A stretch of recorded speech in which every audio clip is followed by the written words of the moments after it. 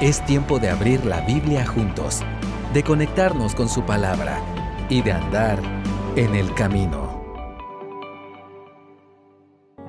Hace unos días me tocó ver un video de un alcalde famoso y mediático.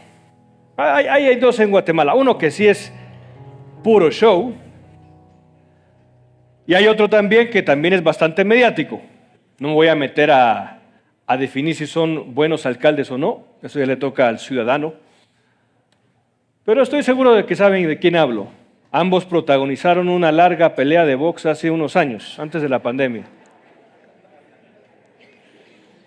Y uno de ellos recientemente sacó un video en el cual se disfrazó de, por no encontrar una mejor palabra, pordiosero, aunque es una palabra bastante fuerte, una persona sin hogar, vamos a matizarlo, y fue a un hospital para ver cómo lo atendían. Disfrazado, se puso bigote, se puso peluca y se puso todo. Y ahí pudo darse cuenta de cómo lo atendían sin saber que él era el alcalde. Y esa es una táctica que han hecho desde reyes en la antigüedad. En la Biblia también tenemos ejemplos de personas que lo hicieron. El rey David, uno de ellos. También ha habido predicadores que lo han hecho. Se disfrazan de personas sin hogar y llegan a las iglesias para ver cómo los reciben, cómo los atienden. Y algunos se topan con la realidad de que si no aparentamos, si no tenemos un buen semblante, un buen rostro, no nos reciben bien en nuestras propias iglesias. Y entonces mi mente empezó a divagar. Y me imaginé dejándome la barba más larga, poniéndome una peluca.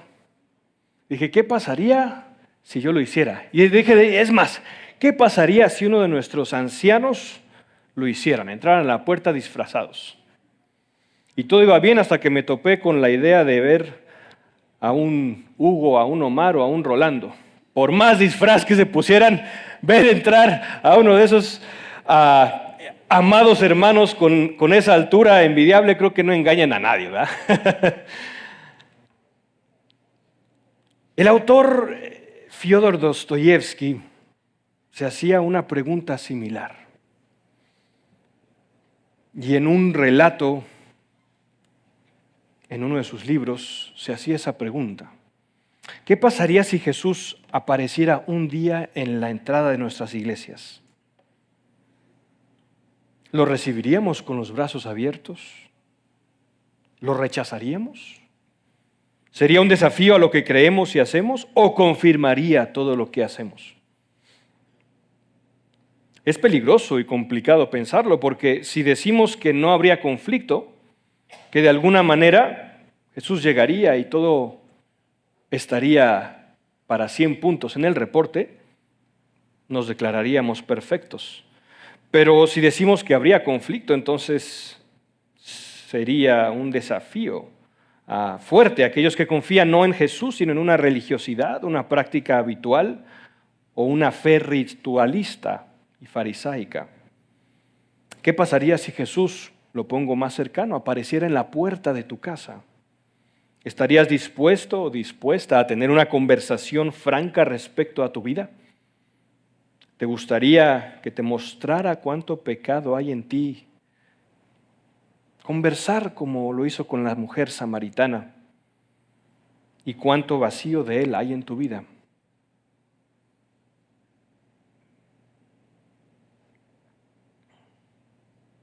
Como mencionaba este autor, imaginaba una conversación entre el gran inquisidor en España y Jesús. Porque reconocer a Jesús como Dios implicaba mucho e implica mucho. Y hemos visto anteriormente en Juan cómo constantemente el declarar a Jesús como el Señor implicaba mucho. Y el día de hoy estaremos conversando en el pasaje del capítulo 10, de los versículos 22 al 42. del Evangelio de Juan.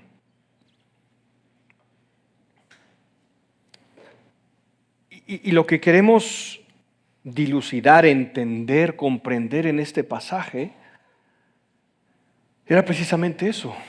¿Qué implicaba que Jesús fuera Dios? ¿Qué implicaba que Jesús fuera Dios? Y me gustaría iniciar leyendo los primeros 2 versículos. De nuevo, Juan 10, del 22 al 23 voy a leer ahorita. Dice, en estos días se celebraba en Jerusalén la fiesta de la dedicación. Era invierno y Jesús andaba por el templo en el pórtico de Salomón. Entonces los judíos lo rodearon y le decían, voy a leer hasta el 24. ¿Hasta cuándo nos vas a tener en suspenso? Si tú eres el Cristo, dínoslo claramente. Recordarán que previamente Jesús da el discurso del buen pastor. Hay una división en el pueblo y después tenemos este pasaje. Voy a detenerme brevemente para explicar qué está sucediendo alrededor. Porque Juan no nos lo menciona aquí, pero del versículo 21 al versículo 22 pasan aproximadamente 2 meses. 2 meses. Y tenemos un indicador de cuándo está ocurriendo esto.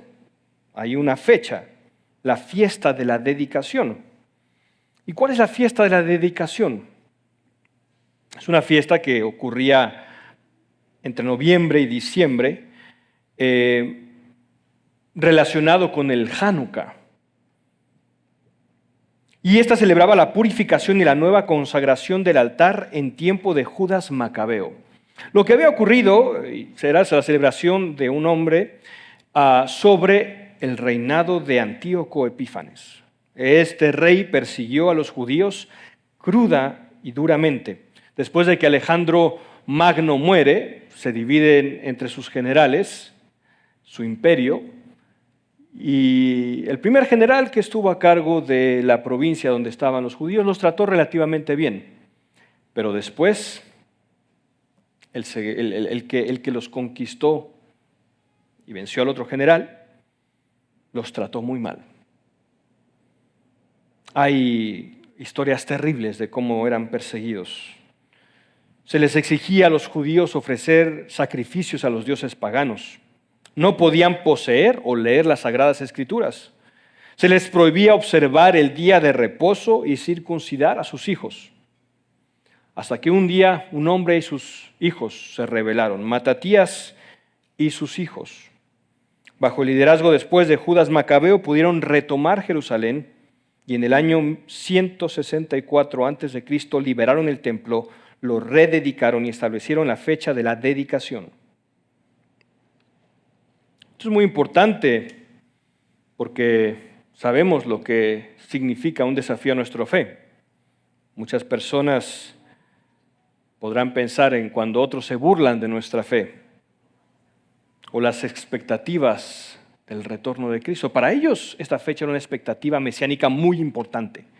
De nuevo, hacía menos de aproximadamente 200 años, ellos habían sido duramente oprimidos y se levantó un ungido, un Mesías. ¿Y qué hizo ese Mesías? Por las armas derrocó al opresor y restableció en el templo el sacrificio que Dios había pedido que se le diera. Hacía menos de 200 años. Es decir, muchos de ellos podrían pensar en tatarabuelos que estuvieron vivos en esa época. Y a diferencia de nosotros, en esa época sí las genealogías importaban y sí se acordaban de los nombres de sus ancestros. Entonces, eso estaba en el imaginario de estas personas, eso estaba en su mente. Y después dice el 23, Jesús estaba en el pórtico de Salomón, era invierno, posiblemente unos 10, 9 grados centígrados, sí hacía frito. Nosotros desde que empezamos a los 15 ya empieza a salir bueno, algunos desde el menos, ¿verdad? Desde 19 grados ya están poniéndose el ponchito. Tal vez 10 grados con un frío, posiblemente con cierta llovizna porque en esas fechas suele llover en esa región. Y estaba Jesús con sus discípulos en el pórtico de Salomón. Ese era un pórtico que, según se creía, tenía todavía columnas que pertenecieron al primer templo. No era cierto, pero así lo creía la gente en esa época. Entonces para ellos era un lugar importante, era un pórtico importante. Un pórtico donde había columnas que pertenecieron al templo de Salomón, cuando había un reino unificado. Y no solamente eso, sino en una fecha importante, una fecha que celebraba la victoria de Judas Macabeo, de un ungido que había librado al pueblo de la opresión. Y entonces los judíos se acercan alrededor de Jesús y le dicen, ya, defínete en esta fecha importante, en este momento importante, dinos, ¿hasta cuándo nos vas a tener en suspenso? Si tú eres el Cristo, dínoslo claramente. Ellos deseaban que Él mostrara abiertamente quién era Él. Ahora, recordemos también lo que había pasado en versículos anteriores. ¿Cuántas veces la vida de Jesús había estado en peligro? En Juan 5 se nos dice que habían conspirado contra Él. En el capítulo 7 lo habían intentado arrestar. En Juan 8, ¿qué pasó? Tomaron piedras para apedrearlo. En Juan 9, cuando Él sana a la persona ciega, ¿qué hacen con el hombre ciego? Lo hostigan, lo increpan. El ambiente era hostil, pero también había expectativa. El pueblo en esas fechas murmurando, diciendo, ¿será que en esta fecha ya se proclamará Él o no? Y le preguntan, ¿eres el ungido? Así como Judas Macabeo, ¿eres el ungido? ¿Y qué respondió Jesús? Se los he dicho a ustedes y no creen, dice el versículo 25. Las obras que yo hago en el nombre de mi Padre, estas dan testimonio de mí. Pero ustedes no creen, porque no son de mis ovejas. Mis ovejas oyen mi voz, yo las conozco y me siguen. Yo les doy vida eterna y jamás perecerán, y nadie las arrebatará de mi mano. Mi Padre que me las dio es mayor que todos, y nadie las puede arrebatar de la mano del Padre. Primero vuelve a hablar acerca de un elemento muy importante que se repite durante todo el Evangelio de Juan: las señales, las obras. ¿Qué les dice Jesús a ellos? Las obras que yo hago en el nombre de mi Padre dan testimonio de mí. Me preguntan que si soy el ungido. Interesante que Jesús no dijo, sí, yo soy el ungido. Él les vuelve a decir, ya se los dije y no me creen. Les he mostrado las obras y ellas dan testimonio de mí. Pero ustedes no creen, ¿por qué? ¿Por qué ellos no creían? De acuerdo al texto, ¿por qué no creen ellos?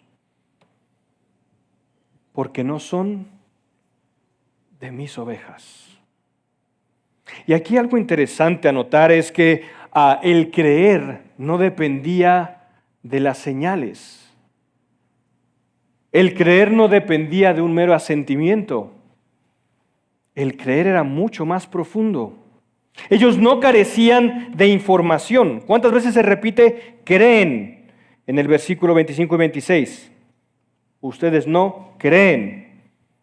No creen, 26 de nuevo. Esto no era una cuestión de información, sino de fe y arrepentimiento. Su odio por la verdad y su amor a la mentira los cegaba. Aunque Él se hubiera declarado, ellos no lo habrían seguido. Y aquí hay un elemento importante a tener en cuenta entonces. Jesús vuelve a repetir que el creer no iba a provenir por más o menor información. No iba a ser un asentimiento, no iba a ser una emoción. El creer no era eso. Y del 27 al 29 nos muestra algo que en la Escritura constantemente aparece. La responsabilidad humana y la dirección divina siempre están en la soberanía de Dios. No podemos entenderlo plenamente. Por ejemplo, en Judas, el caso de Judas, cuando a él en Lucas 22 se dice que el Hijo del Hombre va como está predeterminado, pero hay de aquel que le entrega. Entonces diríamos, bueno, pero si el Hijo del Hombre iba, entonces ¿por qué a Judas se le responsabiliza? O en Hechos 2:23, cuando Pedro les dice, y lo vamos a leer, les habla acerca, Hechos 2:23, los desafía por no haber creído en el Mesías y por haberle dado muerte. Dice Hechos 2:23. Este fue entregado, hablando de Jesús, por el plan predeterminado y el previo conocimiento de Dios. Y ustedes lo clavaron en una cruz por manos de impíos y lo mataron. Entonces diríamos, bueno, pero si Dios lo había predeterminado, entonces ellos no tendrían responsabilidad. Y no es así. Se afirma una cosa y la otra. Dios lo había predeterminado, sí, pero eso no les eximía de responsabilidad. También tenían responsabilidad. Y verán, la salvación es algo que no podemos nosotros entender en la mente humana. Es un misterio y un don de Dios. Pero algo que sí podemos definir claramente de esto es que ya que la salvación no depende de nosotros y la obra perfecta depende de Dios, sabemos con certeza que Él terminará su obra en nosotros. ¿Alguien puede arrebatar las ovejas de la mano del Padre? No. Nadie las puede arrebatar de su mano. Y verán, tantas veces nos sentimos en esa posición de angustia en la cual sentimos que la justificación y la santificación depende de nosotros. Cuando pecamos, nuestro dolor por el pecado no es por el Señor, sino porque esto depende de mí. Porque yo he caído de aquel pedestal donde yo me había puesto. Y Jesús repite una y otra vez, no, la salvación y la santificación son un regalo del Señor. Es obra del Señor y por ende es perfecta y Él se encargará de perfeccionarla en nuestras vidas. Después en Juan 10:30, Jesús les dice algo que ahí sí se pasó la barda para ellos. Verán, recordaremos en Deuteronomio, si vamos al Antiguo Testamento, y leemos Deuteronomio 6:4, había algo que los judíos repetían vez tras vez. 6:4 de Deuteronomio. Escucha, oh Israel. Ellos lo repetían, era parte de su Shema. Escucha, oh Israel, el Señor es nuestro Dios. ¿Y qué dice después? El Señor uno es. Lo repetían constantemente, así como nosotros hablábamos de estos versículos con los chicos, estos eran versículos que se sabían de memoria. Escucha, oh Israel, el Señor nuestro es nuestro Dios, el Señor uno es. ¿Y qué les dijo Jesús en el 10:30? Yo y el Padre somos uno. Y aquí viene la quinta vez que intentan matarlo. Todos toman piedras para apedrearlo.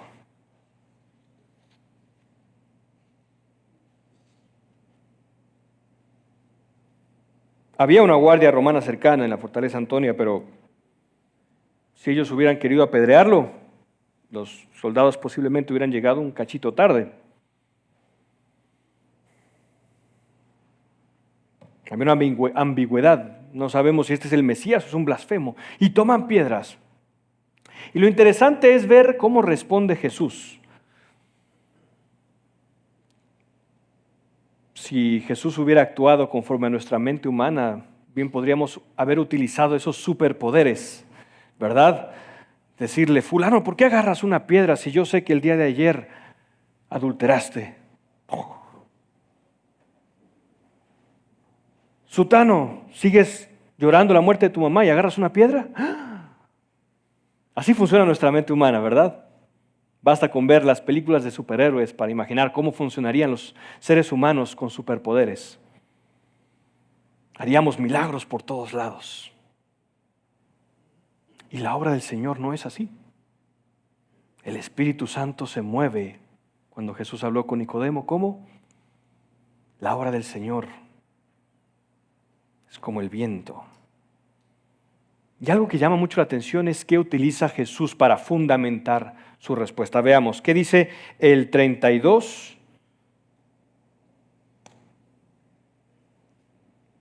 al 38? Entonces Jesús les dijo, les he mostrado muchas obras buenas que son del Padre. ¿Por cuál de ellas me apedrean? Los judíos le contestaron, no te apedreamos por ninguna buena obra, sino por blasfemia, porque tú, siendo hombre, te haces Dios. Jesús les respondió, ¿no está escrito en su ley, yo dije, son dioses? Si aquellos a quienes vino la palabra de Dios los llamó dioses, y a la Escritura no se le puede violar, al que el Padre santificó y envió al mundo, ustedes dicen blasfemas, porque dije, yo soy el Hijo de Dios. Si no hago las obras de mi Padre, no me crean. Pero si las hago, aunque a mí no me crean, crean a las obras para que sepan y entiendan que el Padre está en mí y yo en el Padre. Los enemigos no refutaban sus obras. Ellos habían visto las obras, habían visto los milagros de Jesús, sabían que había sanado a los enfermos, sabían que había hecho muchas señales. Y volvemos, esto lo hemos dicho vez tras vez en el pasado. Si Jesús estuviera con nosotros y sanara a nuestro amigo enfermo de cáncer, si sanara al desvalido, ¿creeríamos por eso? No. Tantas veces lo he dicho y lo puedo repetir hasta el cansancio. ¿Cuántas veces le decimos al Señor, Señor, dame este milagro? Y si me das este milagro, creo en ti. Y toda la Biblia dice, no. Porque si el Señor no cambia tu corazón entenebrecido, no puedes creer en Él.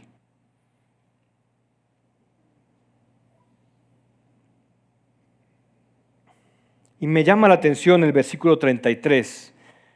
Ahí hay una ironía muy fuerte en Juan 10:33. Dice, no te apedreamos por ninguna obra buena, sino por blasfemia, porque tú, siendo hombre, te haces Dios. Lo irónico es que precisamente lo opuesto era la buena noticia. ¿Cuál era la buena noticia? Que Dios se había hecho hombre. Y la ceguera de ellos era tal que decían, la blasfemia es que tú, siendo hombre, te haces Dios. Jesús entonces cita al Salmo 82:6 y les dice, bueno, si aquellos jueces, a quienes vino la palabra de Dios los llamó dioses, y a la Escritura no se le puede violar, ¿por qué dicen que blasfemas cuando Él dice que era el Hijo de Dios? Hay un estudioso, Leon Morris, que argumenta que esto no es un argumento en donde se iguala a otros, sino al revés, es un argumento de menos a más. Si la palabra Dios se podía usar para personas que no eran sino jueces, ¿cuánto más podía usarlo con mayor dignidad, mayor importancia y significado que cualquier otro juez, aquel a quien el Padre santificó y envió al mundo? No está ubicándose Él en el nivel de los hombres, se está apartando de ellos. Es un argumento de cuánto más. En otras palabras, si a Israel se lo podía llamar dioses en su sentido amplio, ¿cómo me objetan que diga que yo soy el Hijo de Dios sin siquiera entender mi punto? En otras palabras, los judíos eran desafiados a creer Y después Jesús cuando habla de sus obras, si no en Jesús, al menos en sus obras. La obediencia por motivos inferiores es mejor en ocasiones que la desobediencia total.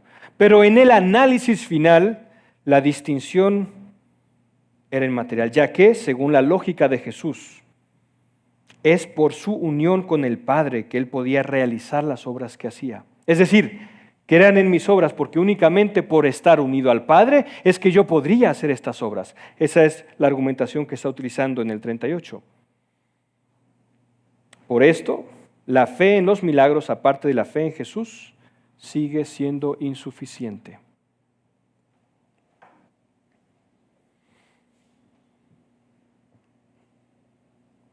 Si Jesús hiciera y nos diera ese milagro que tanto le pedimos, si ese milagro no viniera acompañado de la fe de que el que tiene el poder para hacer eso es el Hijo de Dios y que reconocerlo como Señor implica mucho más que simplemente venir a una iglesia, entonces si se da o no ese milagro sería indistinto.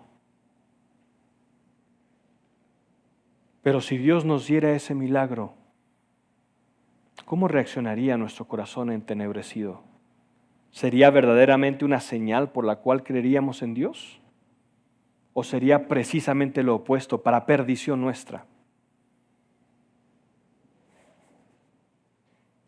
Por eso les dice, bueno, al menos crean en mis obras. Y si mis obras, mis señales, efectivamente son provenientes del Señor, entonces eso querría decir que yo soy el enviado de Dios.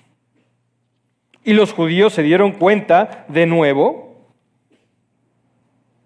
porque Él dice que entiendan que el Padre está en mí y yo en el Padre. Entienden de nuevo que Él se estaba equiparando al Padre. Y entonces otra vez procuraron prender a Jesús, pero Él se les escapó de entre las manos.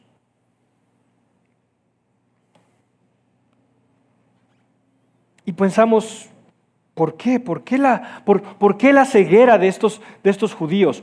Una y otra vez, aquí tenemos la sexta vez que intentan prender a Jesús e intentan matarlo. Hacía una señal, volvía a lo mismo, le decían, entonces ¿eres o no el Mesías? Jesús otra vez les volvía a enseñar que su corazón estaba entenebrecido, lo querían volver a atrapar, Jesús escapaba. Parece un ciclo vicioso aquí en Juan. ¿Qué ocurría en el corazón de ellos? Saben, hermanos, quisiera leer precisamente, para comprenderlo en otras palabras, este diálogo que aparece en la novela Los hermanos Karamazov de Dostoyevsky. Fyodor Dostoyevsky es un autor fascinante. Es un autor que tenía serios problemas con la vida, pero a pesar de su ceguera, a pesar de verlo a tientas, él se aferraba de su fe en Dios. Y notaba las complejidades y los absurdos que existían en el mundo, en la iglesia también. Y entonces en este diálogo en el cual imagina a Jesús con el gran inquisidor en España. Y saben, Jesús estaba de vuelta en la cárcel, se había atrevido a regresar y el inquisidor le hacía preguntas. Y el inquisidor le decía, Jesús, ¿qué haces de vuelta? ¿No te has dado cuenta de que lo que tú hiciste no funcionó? Voy a leer un fragmento. Dice, tú esperabas que el hombre te imitase y hubiese llegado a hacer milagros, pero el hombre no es capaz de hacer milagros, los inventa. Se inclina ante los prodigios de los magos, ante los encantamientos de los brujos, por rebelde, hereje y ateo que sea. Tampoco quisiste descender de la cruz cuando burlonamente te gritaban, desclávate y creeremos en ti. En aquella ocasión no quisiste tampoco obligar a creer al hombre por la fuerza que imprime lo maravilloso, sino que deseaste que él creyera en ti libremente, sin imposición alguna. Deseabas el amor del hombre espontáneo, bien meditado, y no la humillación servil de un esclavo aterrorizado. Pero entonces, lo dice obviamente burlonamente el inquisidor, como siempre, te formaste del hombre una idea más elevada de lo que merece. El ser humano ha pretendido siempre pasar por rebelde y sin embargo es un esclavo. Repara y juzga tú mismo después de los 15 años que han transcurrido. ¿Quién se ha elevado hasta ti? Yo te juro que el hombre es más vil y más débil de lo que tú pensaste. Jamás podrá ni imitar siquiera lo que tú hiciste. Lo consideras demasiado y tienes poca piedad de él. Amándolo tanto, le exiges más de lo que puede dar. El hombre es débil, es vil. ¿Qué importa que hoy se subleve por todas partes contra nuestra autoridad, mostrándose orgulloso de tal desacato? Es una vanidad del colegial. Se amontinan contra su profesor y lo expulsan de la clase, pero terminada la revuelta, ¿cuán cara les cuesta? Entonces, al volver a someterse, no viéndose capaces de mantener la rebelión iniciada, lloran y se irritan, comprendiendo que aquel que los quiso hacer rebeldes se había burlado de ellos. Ironiza y se burla y dice, ¿no te das cuenta que el hombre no puede ser libre? El hombre necesita ¿de qué? El hombre necesita de señales, de milagros. Necesita de leyes, de imposición, de orden, de excomunión, porque no te puede amar en libertad por amor. Y Jesús diría, ¿por qué no puede amar por amor? Porque no es la oveja de mi Padre. Y aquí sería muy fácil preguntar por la ceguera de nuevo de aquellos a quienes Jesús señalaba. Pero yo me sigo preguntando qué habría hecho si yo estuviera alrededor. ¿Por qué? Porque yo también deseaba un Judas Macabeo.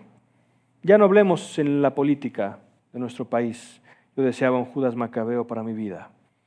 Yo deseo un Jesús que me haga íntegro, un Jesús que me haga responsable, un Jesús que me haga un buen esposo, un buen padre, un Jesús que me pueda permitirme salvar mi propia vida. Yo ser salvo por mis méritos y quiero que Jesús me salve así. Y ese no es el evangelio de nuestro Dios. Por eso es que en nuestras iglesias hay tanta hipocresía, tanta falta de amor y tanta falta de perdón. Terminamos con los versículos 40 al 42. Se fue de nuevo al otro lado del Jordán, al lugar donde primero había estado bautizando Juan, y se quedó allí. Muchos vinieron a él y decían, aunque Juan no hizo ninguna señal, sin embargo, todo lo que dijo Juan de era verdad. Y muchos creyeron allí en Jesús. Nos regresa otra vez a Juan, en este caso nos adelanta a un pasaje que es tan clave para entender el Evangelio de Juan, Juan 20, 31. Señal tras señal, tras señal, tras señal. Y las señales y los milagros que Dios ya ha hecho en tu vida y que solamente necesitas poder ver con los lentes adecuados. El que escuchas la palabra del Señor aquí también es un milagro de Él. ¿Y qué dice Juan 20:31? Pero estas cosas se han escrito para que ustedes crean que Jesús es el Cristo. El 30 dice, muchas otras señales hizo también Jesús en presencia de sus discípulos, pero estas se han escrito para que ustedes crean que Jesús es el Cristo, el Hijo de Dios, y para que al creer tengan vida en su nombre.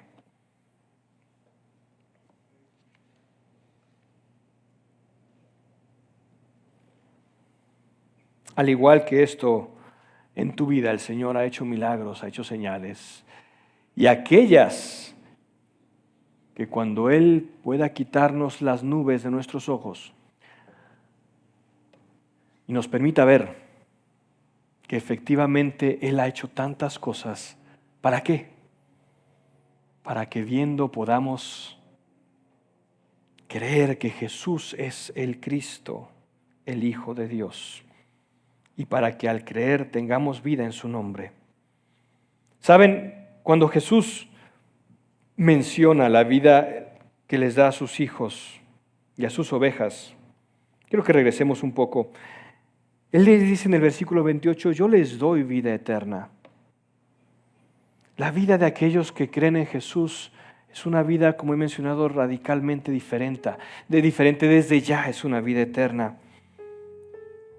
Es una vida que se vive totalmente distinta, que tiene una vida en su interior.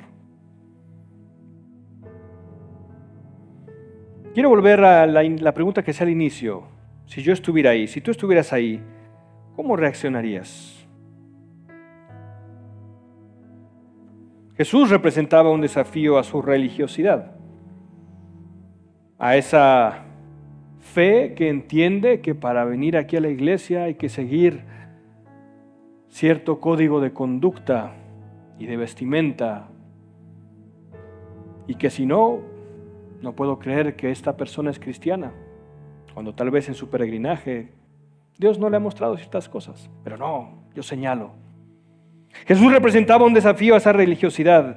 Jesús también representaba un desafío al orgullo de esas personas. Al orgullo que cree que por ser cristiano eres mejor que alguien más. Que por creer en la sana doctrina eres superior a otras personas, sin entender que el creer y el estar en donde estamos es misericordia del Señor.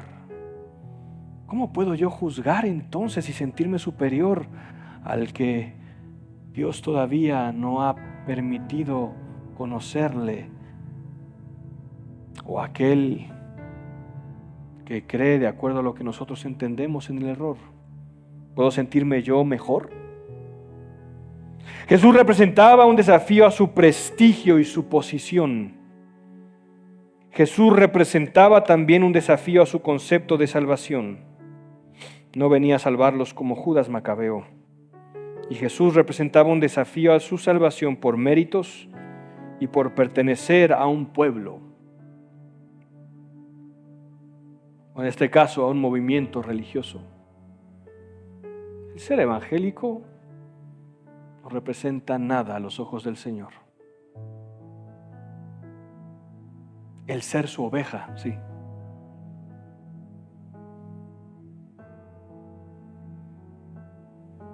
Reconocer que Jesús es uno con el Padre tiene profundas implicaciones. Profundas implicaciones de arrepentimiento y de fe en Jesús. De esperanza plena en Jesús. Esa esperanza que si el mundo entero le da espalda, si de aquí a 200 años el cristianismo se vuelve una religión minoritaria en el mundo, si todos se burlan y pisotean nuestra fe, ¿es por eso menos verdad nuestra fe? Si todo el gobierno se vuelve pagano, si todo el gobierno adopta medidas en contra del cristianismo, ¿eso invalida nuestra fe? Si nos persiguen y si el gobierno decide adoptar medidas en contra de la familia, ¿eso quiere decir que Jesús no es el Señor? No, porque Jesús es uno con Dios y eso radicalmente es una esperanza totalmente distinta para el cristiano. Y entonces ya no depende de mí, ya no depende de mí convertir a mi sociedad en cristiana, depende de mí ser luz. Reconocer que Jesús es uno con el Padre también tiene una profunda implicación de la seguridad en la obra perfecta de la salvación, porque no depende de mí.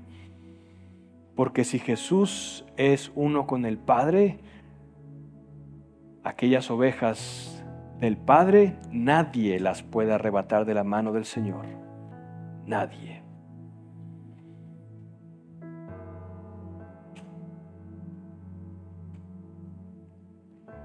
quiero invitarle a que nos podamos poner de pie y orar al Señor.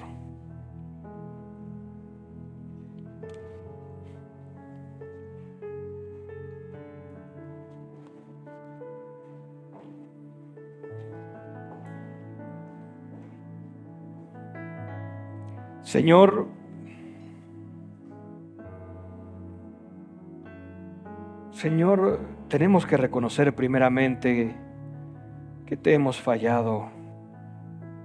En estos 50 años de fidelidad, solo ha sido tu misericordia la que ha permitido que Centro Bíblico El Camino sea luz, porque nosotros como humanos no tenemos nada de qué jactarnos. Desde que yo he sido parte de esta iglesia, ha entrado en esta iglesia un miembro pecador, un miembro necesitado, un miembro que no puede jactarse de nada, Señor. Y por nuestro pecado y por nuestras fallas te pedimos perdón. Te pedimos perdón también por las ocasiones en que como iglesia no hemos estado a la altura de tu llamado. En los momentos en que como iglesia también hemos estado más enfocados en los asuntos de este mundo. Te pedimos perdón. Pero también te alabamos por todos los momentos durante nuestros 50 años en que por tu gracia y para tu gloria esta iglesia ha sido luz. Esta iglesia ha sido esperanza. Esta iglesia ha apuntado a Jesús como el único camino al Padre. Por las veces que esta iglesia ha sido utilizada para traer a la oveja perdida. Y te alabamos porque la gloria y la honra es para ti, Señor. Y si podemos seguir proclamando tu mensaje, no es por nuestros méritos, es por tu gracia, porque somos tus ovejas y aquellos a quienes tú has salvado, nadie puede arrebatar de tu mano. Gracias, Señor, porque reconocer que tú eres uno con el Padre implica quitarnos y despojarnos de todas aquellas falsas comprensiones que tenemos de Jesús como Judas Macabeo, de Jesús como el general victorioso, de Jesús como la imposición religiosa, de Jesús como un medio para yo salvarme, de Jesús como un arma para atacar a otros. Y reconocemos, Señor, que aceptar y proclamar a Jesús como el Padre, como el camino al Padre y como uno con el Padre, es reconocer que cada señal, cada milagro que ha ocurrido en esta iglesia y en nuestra vida únicamente apunta a ti. Que si podemos celebrar 50 años es para que otros creyendo tengan vida en tu nombre, porque el milagro de esta iglesia apunta a Jesús.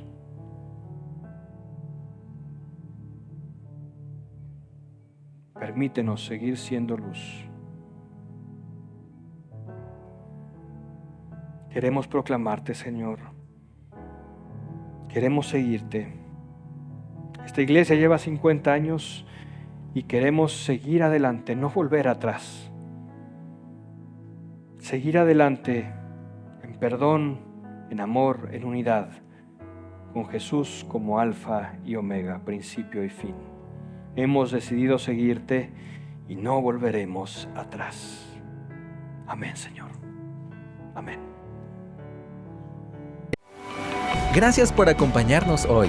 Esperamos que vuelvas y sigas conectado con la palabra. También te invitamos a que nos sigas en nuestras redes sociales. Hasta pronto.